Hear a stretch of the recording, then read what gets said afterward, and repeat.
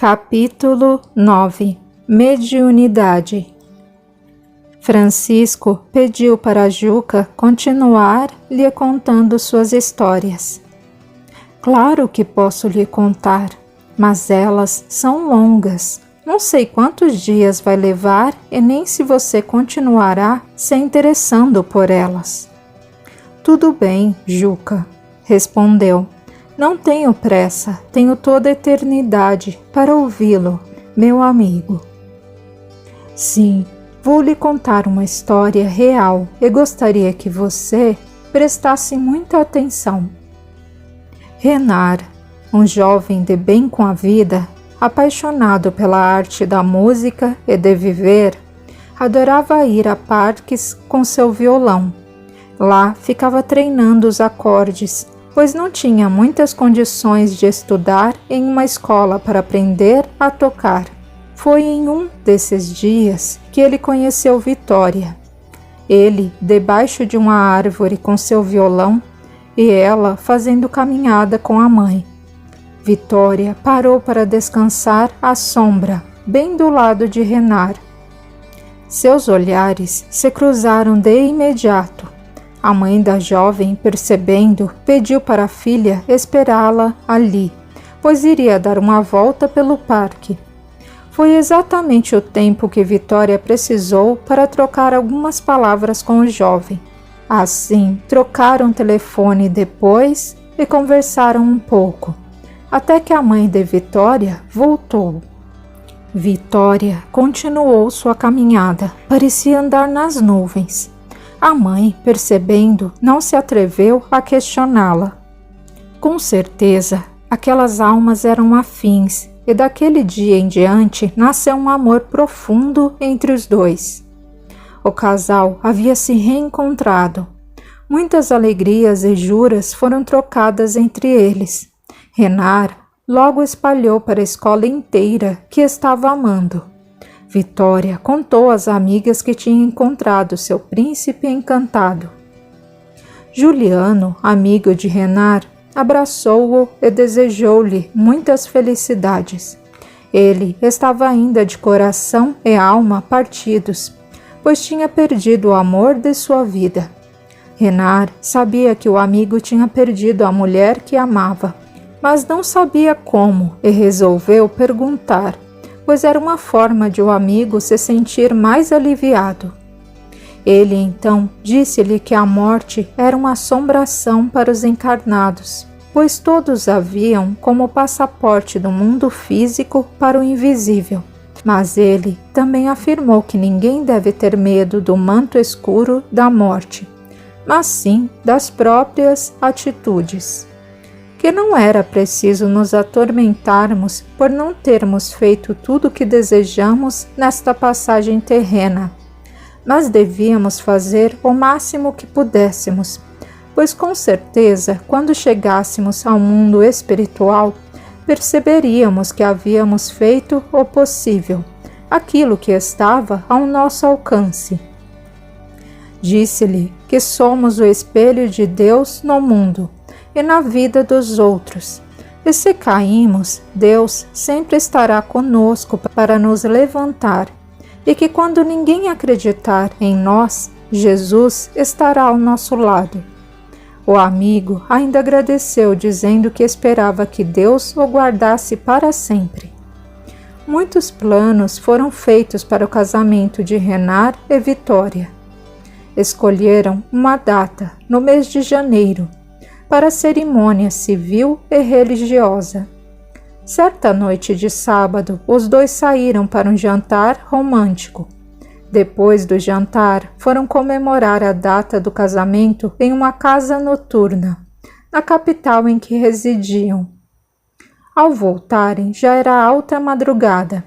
Vitória dirigia o carro, pois Renard tinha bebido algumas doses de uísque. Em uma curva próxima à casa de Vitória, ela perdeu o controle da direção e bateu contra um poste. Apesar de ser madrugada, o socorro chegou logo e ambos foram para o mesmo hospital em estado grave. Renard, depois de ter dormido por bastante tempo, acordou naquele quarto de hospital muito confuso, sem saber o que havia acontecido. Ele sentou-se na cama em que repousava e tentou levantar-se, mas não conseguiu. Sentiu-se um pouco tonto, sem noção das coisas. Buscando lembranças sobre o ocorrido, veio-lhe à mente o acidente com o impacto de uma bomba. Ele começou a gritar como um louco, chamando por Vitória. O enfermeiro, Tobias, carinhosamente deu-lhe a atenção necessária e respondeu-lhe a todas as perguntas. Ele, aflito, somente conseguia perguntar pela noiva. Recebeu a resposta de que ela estava bem, que o acidente fora muito grave e que ele dormira por muitos dias. Renard questionou se estava morto, e o enfermeiro disse-lhe que não, pois a palavra morte não existe no vocabulário para o espírito. Perguntou sobre seus familiares, o pai e a mãe. Queria saber se eles tinham conhecimento do acidente. Ele sentia as orações da mãe, seu choro e até da vizinha. O enfermeiro disse que todos estavam fortes, orando por eles, e pediu que ele descansasse, falando-lhe que no dia seguinte ele iria visitá-lo em outra ala do hospital. Renard queria voltar para casa e trabalhar, mas o enfermeiro disse que por enquanto ele não tinha condições de sair do hospital, muito menos de trabalhar. Renard baixou a cabeça e secou suas lágrimas, buscando o silêncio em forma de oração. O enfermeiro Tobias já havia se retirado do quarto, quando Renard se deparou com seus próprios pensamentos.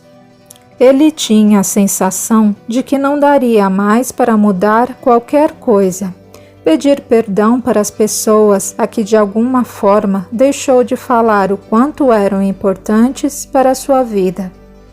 No dia seguinte, o enfermeiro estava lá, ao lado de Lucas, um jovem enfermeiro em estágio de trabalho, ou recém-desligado da matéria física.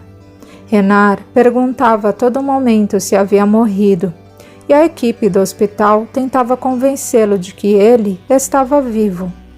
Uma equipe socorrista buscava acalmá-lo, dando-lhe passes energéticos.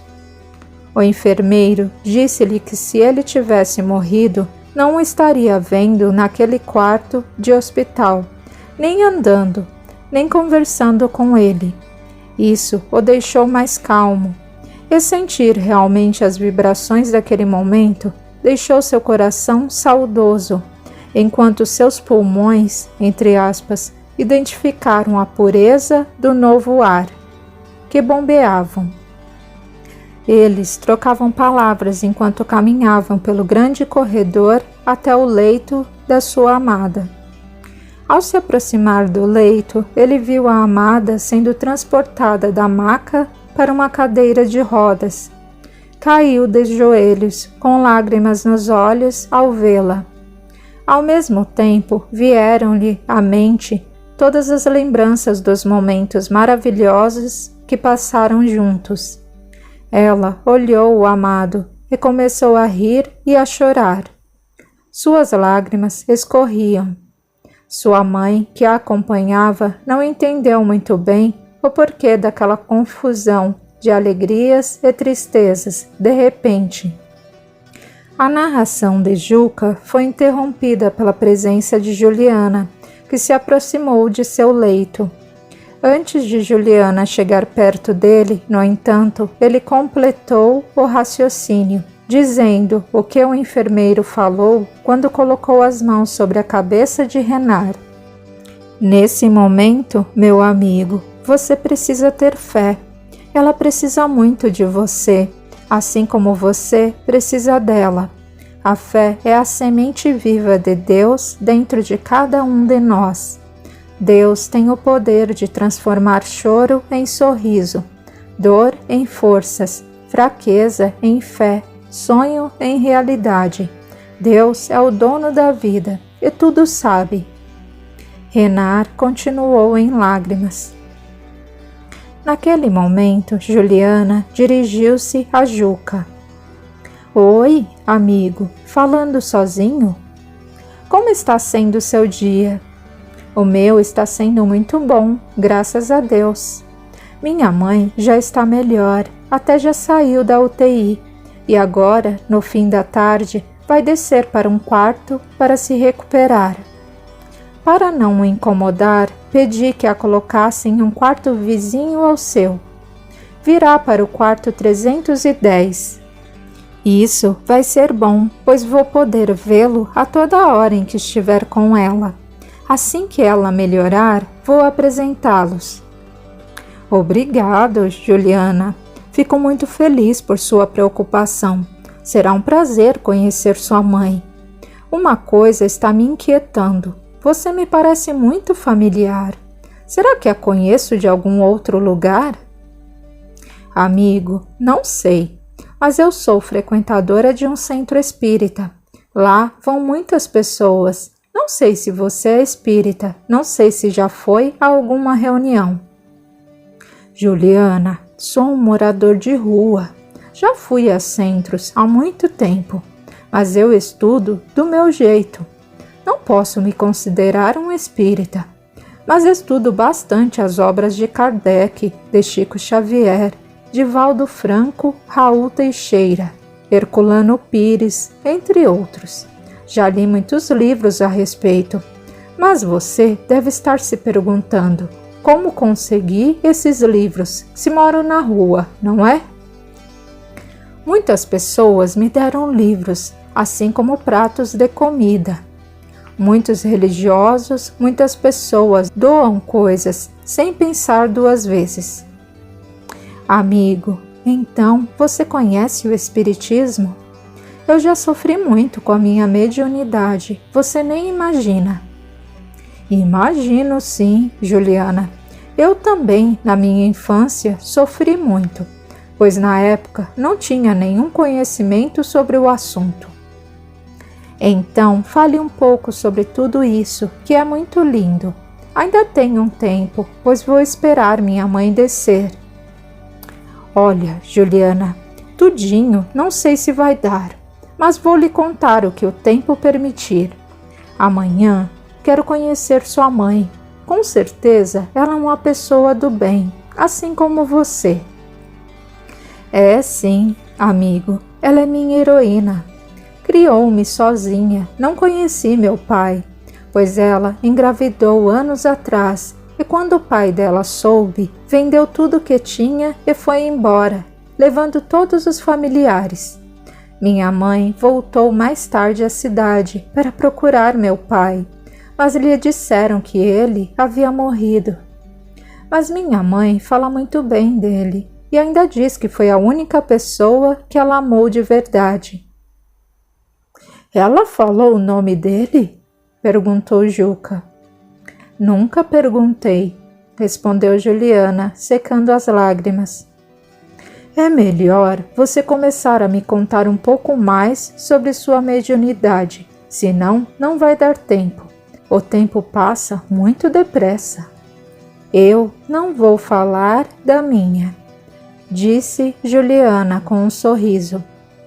Juca, com o coração apertado, sentindo que algo de muito bom estava prestes a acontecer em sua vida, estava tremendo e nervoso. Está trêmulo? Está tudo bem? Você me parece muito nervoso, disse Juliana. Não é nada, Juliana. É que falar sobre coisas boas me deixa um pouco nervoso. Os dois caíram na risada. Depois de tomar fôlego, Juca prosseguiu. Capítulo 10. Viver é para os fortes. Quando criança, um fenômeno chamado mediunidade, segundo Allan Kardec, se fez presente internamente em minha vida. Lembro-me de um espírito de nome Amadeu. Era um jovem de aproximadamente 15 anos. Ele me ajudava muito nas minhas ideias. Minha vida não foi nada fácil, principalmente no campo da mediunidade. Um dos meus amigos foi quem mais sofreu com as influências de espíritos diversos. Um dia, Amadeu me pediu para observar. Eram 10h30 da manhã de uma terça-feira. Meu amigo Francisco se apresentava com o nome de caboclo José Brás, um dos caboclos que ajudavam a equilibrar a sua mediunidade na época. Francisco tinha cerca de 13 ou 14 anos, era deficiente visual. Foi uma pessoa que sofreu desde a infância. Tinha muitas histórias para contar sobre sua trajetória mediúnica. Sabia dar passes, mas um dia sumiu, lamentou Juca. Nada para Deus é custoso. Amigo, às vezes a ajuda está mais perto do que pensamos, completou Juliana. Juca respirou fundo e nada respondeu. Depois continuou. O espírito começou a ficar muito agitado, com um comportamento alterado. Minha mãe já desconfiava que não era o espírito do caboclo que estava ali. Ele começou a correr atrás das galinhas para beber o sangue delas. Eu apenas o observava. De repente, minha mãe começou a orar. De imediato, apresentou-se o caboclo José Brás e o chamado Espírito das 7 Encruzilhadas, o Exu Manuel Domingos. Ambos carregavam a forte luz. Vi que o espírito que dominava meu amigo era sujo e totalmente desequilibrado. Em um primeiro momento, meus cabelos ficaram arrepiados. Eu até achei que não iria voltar ao normal.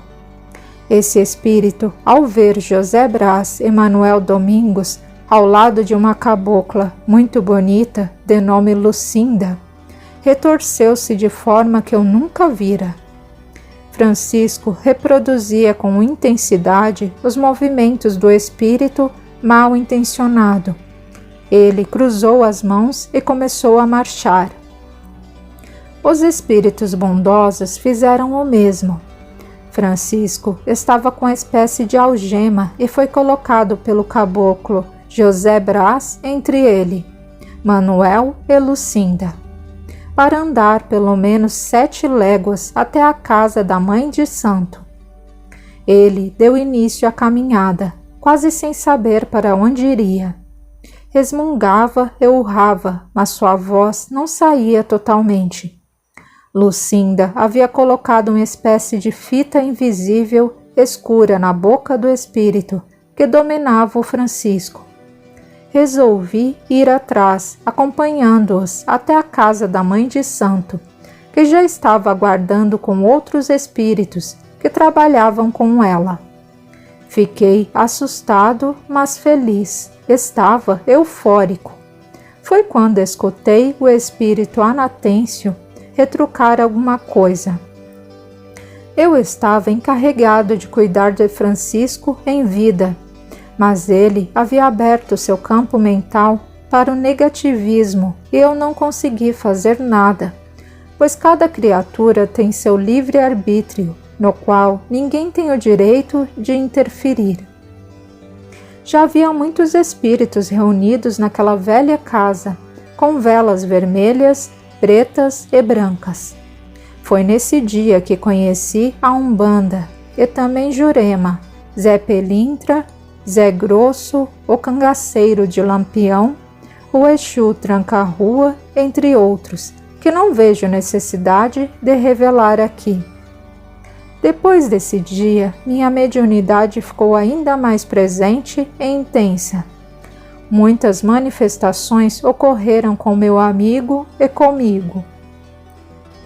O espírito Amadeu, um amigo inseparável, me fez muita companhia em minhas noites escuras, em que eu passava fome e desejava um mundo melhor ou uma vida mais digna.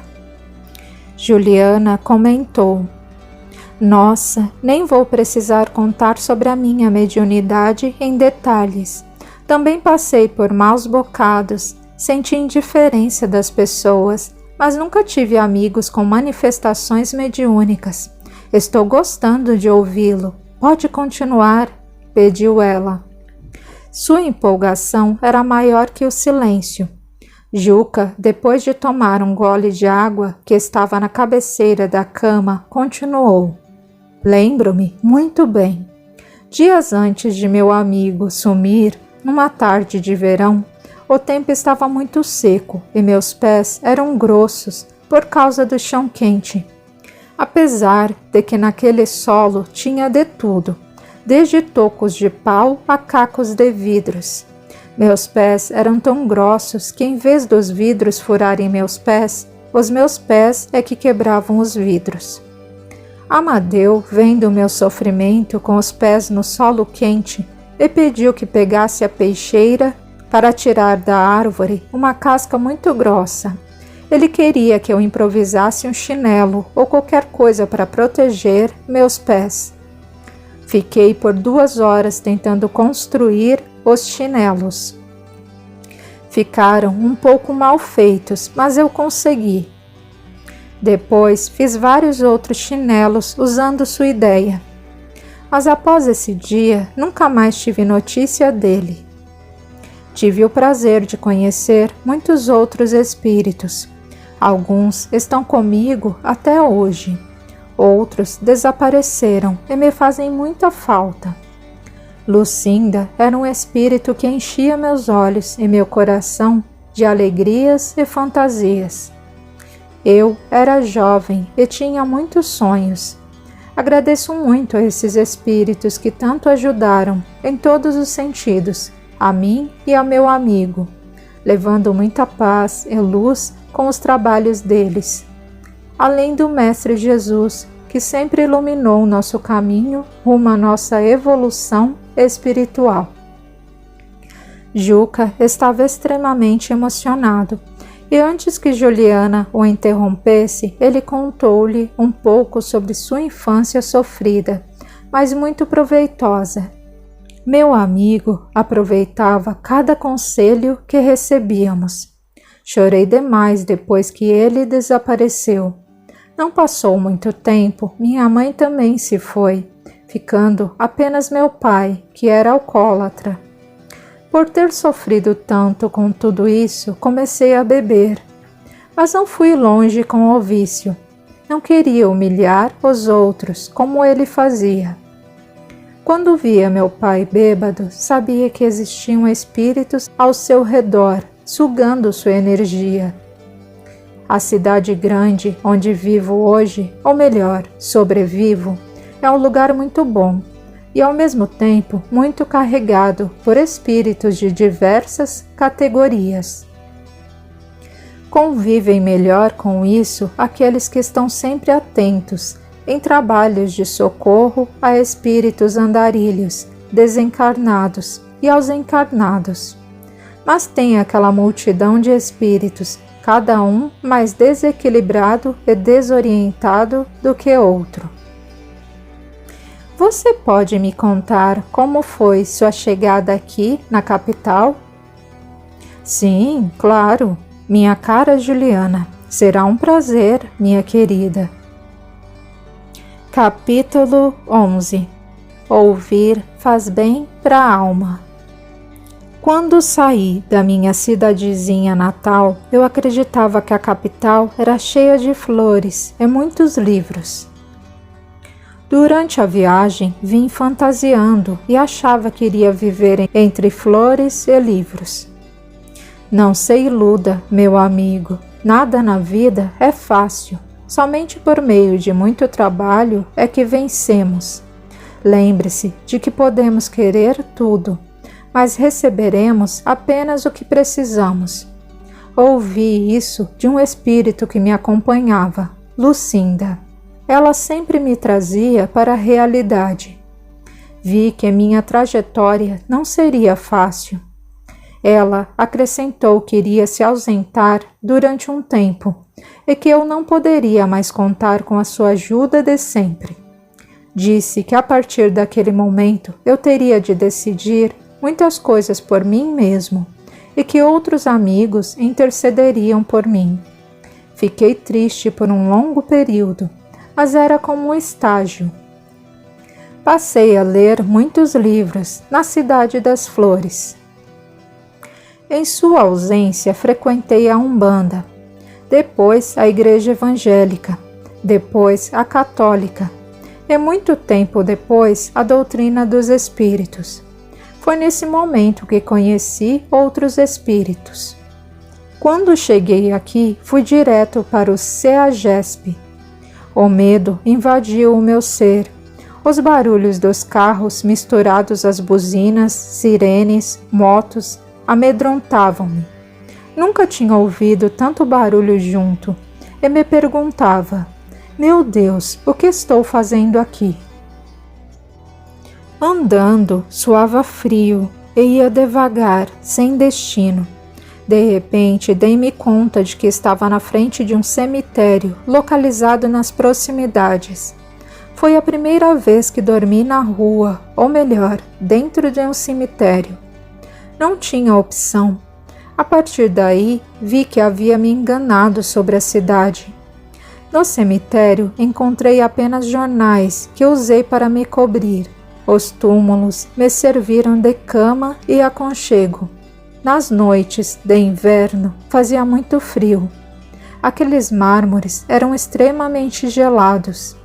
Fiz da minha mochila um travesseiro e comecei a me lembrar da minha família, principalmente da minha mãe, do meu amigo Francisco, da nossa primeira briga, das minhas alegrias, dos momentos de despedida.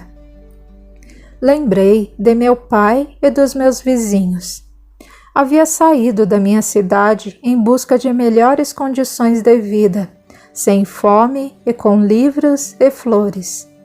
Quanto engano, meu Deus! Andava sem rumo, mas graças a Deus tinha sua companhia e a de um espírito brincalhão ao meu lado. Percebi que era um anjo que me auxiliava e me dava forças para continuar. Ouvi muitas histórias dele e agora vou lhe contar. Quando vivo, sua avó lhe disse que havia um senhor, o qual todos os dias saía para trabalhar, contornando os muros do cemitério. Ele tinha muito medo, mas mesmo assim, todos os dias, no mesmo horário, passava por lá. Uma senhora também o acompanhava. Isso aconteceu durante muitos anos. Os dois andavam com passos apressados. Um dia, ele desabafou com a mulher e lhe disse que, graças a Deus, ele a tinha colocado em seu caminho, pois sentia muito medo de passar sozinho por lá.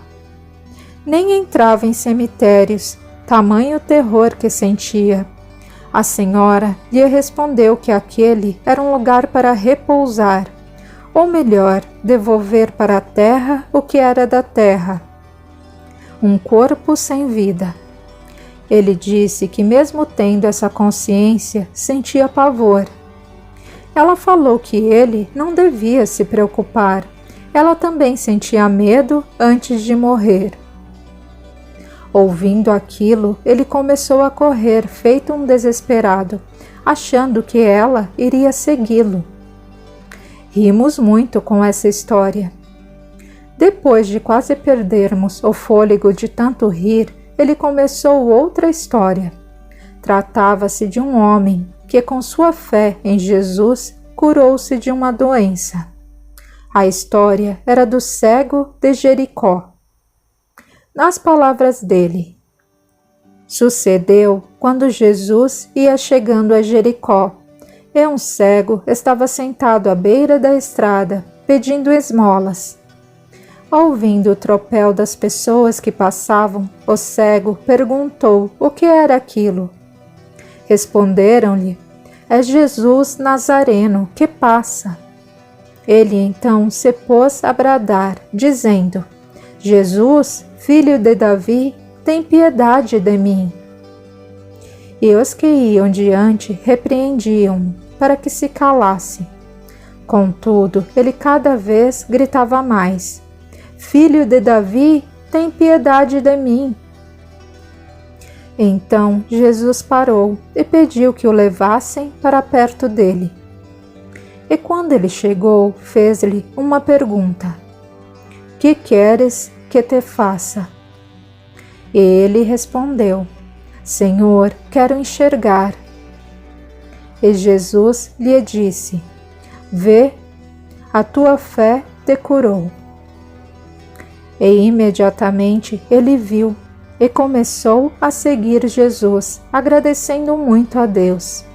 E todo o povo, assim que presenciou isso, louvou a Deus. Eu, com os olhos quase fechando e vencido pelo sono, ouvi até as últimas palavras do belo Senhor, anjo de Deus. Senti uma felicidade imensa. Ele plantou uma grande semente de amor e respeito em meu coração, até então aflito e nervoso.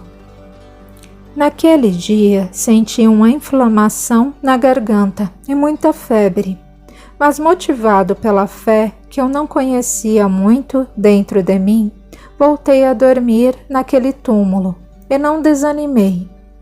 A história que tinha ouvido me fez acreditar em Deus, me fez sentir o Mestre Jesus ao meu lado. Em minha mente ouvia palavras de motivação, de amor e fé. A fé é o caminho, meu irmão, até o Criador. A fé é acreditar em alguma coisa. É a força do seu eu em busca de suas realizações. A fé é a semente viva de Deus dentro de cada um de nós. A fé é a usina geradora de energias e o caminho para o sucesso.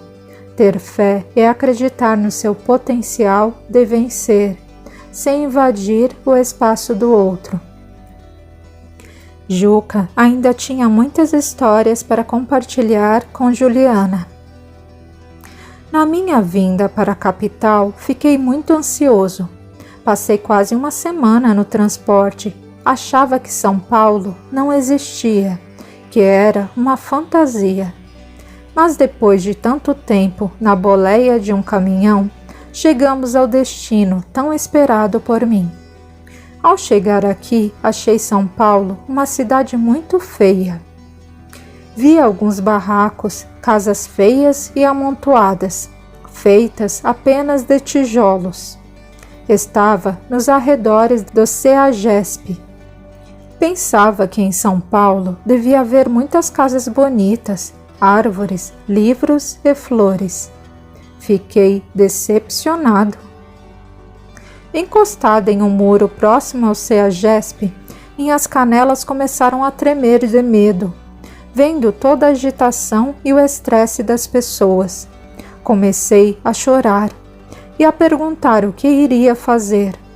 Em voz baixa, exclamei: Meu Jesus amado, socorra o meu coração, salve minha alma de tudo isto. Sentando com a cabeça entre os joelhos, olhando para baixo e com os olhos fechados, ouvi uma voz feminina que me disse: Filho, leia esta página de jornal. Mas não levantei a cabeça. Uma jovem senhora de meia idade continuou ao meu lado, insistindo, com a mão esticada, mostrando-me o jornal. Peguei aquela folha, mas como não sabia ler direito, ela pediu que eu tentasse ler. Estiquei a página e ela apontou com seu dedo onde deveria ler. Deixou-me ali e seguiu sua caminhada, mas antes disse: Deus, o Criador, nunca nos abandona. Você não está perdido, está apenas sem rumo. Mas tudo acontece no momento certo. Desejo-lhe muita luz em seu caminho. Porém, não deixe de ler esta página, pois ela foi escrita para você. Ao terminar de dizer isso, ela foi-se embora. Aparentemente era um jornal comum, mas lá estavam escritas belíssimas palavras de encorajamento. O título era: Viver é apenas para os fortes. Li e guardei. No dia seguinte, não encontrei mais as palavras bonitas, pois lá só existiam notícias comuns. No dia anterior, li que a vitória viria após as longas batalhas e que tudo acontecia em favor do nosso crescimento, que após vencer as dificuldades, não nos sentiríamos mais perdidos, mesmo estando sem abrigo. Li também que sempre haveria um lugar para descansar a cabeça e o corpo, que a luta seria certa, assim como a vitória, que viria com o meu suor, e que eu deveria acreditar no meu sonho, no que havia vindo buscar. Eu mesmo seria o coordenador, dono da minha vida, e todo o mérito alcançado seria apenas meu, pois a minha vitória dependia mais de mim do que de Deus, e que todos temos livre-arbítrio, poder de decisão e de escolhas. As palavras escritas diziam que não devemos desanimar, que temos de lutar com vontade de vencer, que eu devia ser sempre verdadeiro, bom com o próximo, pois tudo o que fazemos para o outro será revertido em benefícios para nós. Que as belezas da vida não são as riquezas materiais, mas sim o que carregamos dentro de nós. As pessoas que lessem aquelas palavras podiam não as entender de imediato, mas na manhã seguinte saberiam exatamente o significado de cada letra. Estava grafado com letras bem fortes: viver é somente para os fortes. E parecia que aquelas palavras haviam sido escritas para mim, pois diziam: sei o quanto você já lutou para ter a chance da reencarnação e quanto tempo de trabalho dispensou à espera da sua vez. Por tudo isso, viver aqui na Terra é apenas para os fortes. E ser forte dia após dia para vencer não é tarefa fácil. Não permita que ninguém o atrapalhe. Lute, tenha uma vida honesta, trabalhe em prol do próximo. Assim, com certeza, você terá muitas alegrias e ouvirá as palavras do Mestre. Ame ao próximo como a si mesmo. Dê ao outro o que gostaria de ter para você. E por fim, meu caro, nem sempre sua cama terá um colchão, mas aceite o que lhe oferecerem para o descanso de seu corpo e para a reposição de suas energias. Em sua luta, você pode ter tudo o que mais necessita naquele exato momento. Então, o que é supérfluo não vai lhe ser útil. Você perceberá que cada vez precisará de menos coisas para viver. Por tudo isso, viva o hoje incansavelmente, pois o construtor de seus caminhos acende as luzes do seu amanhã. Você pode querer tudo, mas com certeza somente terá o que Deus achar que lhe é necessário. Viver é para os fortes de personalidade, fortes em liderança, fortes o suficiente para vencer dificuldades. Siga seu destino e quando não conseguir ser forte o suficiente para você, seja para o seu próximo. Trabalhe arduamente, dê o seu melhor, pois somente assim o destino vai se revelar. Os fortes veem Deus em todas as coisas, até neles mesmos. Os fortes carregam como escudo a fé, como guia Jesus, como muralhas o amor e a sensibilidade. E ficam fortes como rochas. Viver é a arte mais sagrada e mais completa que Deus deu para o homem, que é um verdadeiro guerreiro de Deus na terra, em prol do crescimento moral e espiritual de toda a humanidade. Viva a arte mais sagrada de Deus. Os fortes são todos os que se olham no espelho ou no reflexo da água e afirmam que Deus habita neles, que são soldados de Jesus trabalhando para vencer as próprias guerras íntimas. Assim, Juliana, aprendi que os fortes reconhecem suas fraquezas íntimas e estão sempre dispostos a superá-las. Os fortes estão sempre prontos para carregar nos braços os mais fracos. Os fortes vivem simplesmente assim, cheios de energia e alegria na alma. Os fortes não desistem nunca. Eles estão sempre dispostos e abertos para novos caminhos. Veem e aceitam os pontos fracos de toda a humanidade e sabem que têm de trabalhar o ontem para viver melhor no hoje, de olho no amanhã. Todos somos fortes, uma vez que somos a criação perfeita de Deus. Os estudos espíritas desenvolvem em nós a compreensão do futuro. Devemos nos elevar bem alto, sem julgamentos, sem condenar o próximo. Não tenho palavras para lhe dizer, depois de ouvir tão sábias palavras. Estou me apaixonando por tudo isso. Minha mãe já deve estar descendo. Vou recebê-la, depois podemos continuar. Pode ser? Por favor. Sim, Juliana, será um enorme prazer. Fico feliz com essa terapia. Poder falar sabendo que você está disposta a me ouvir. Até me sinto melhor, graças a Deus. Juliana saiu um pouco apressada, com o coração repleto de alegria e luz, depois de ouvir tantas coisas boas daquele homem, morador de rua, que um dia antes era apenas um desconhecido. Juca, falou a voz amiga, acho que você tem muito o que viver. Agora que conheceu alguém que conversou com você de igual para igual, estamos, deste lado, em festa. Pode acreditar. Eu também estou muito feliz, minha querida voz. Sinto-me bem melhor. Estou até com medo de ter alta e não haver mais. Vou pedir algumas cabeças de alho para colocar debaixo do meu pé, pois ouvi dizer que causa um estado febril. Já estou cansado de viver nas ruas. Não precisa de nada disso, Juca. Fique tranquilo, as coisas vão mudar.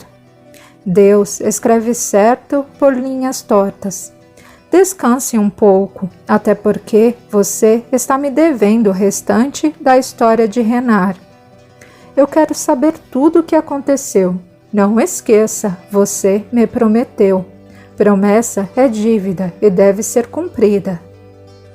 Ambos riram. Em silêncio, não demorou para a Juca pegar no sono. Juliana ajeitou a mãe no quarto e foi olhar o amigo antes de ir para casa e para a faculdade. A jovem tivera grande preocupação em ser o mais simples que podia com ele.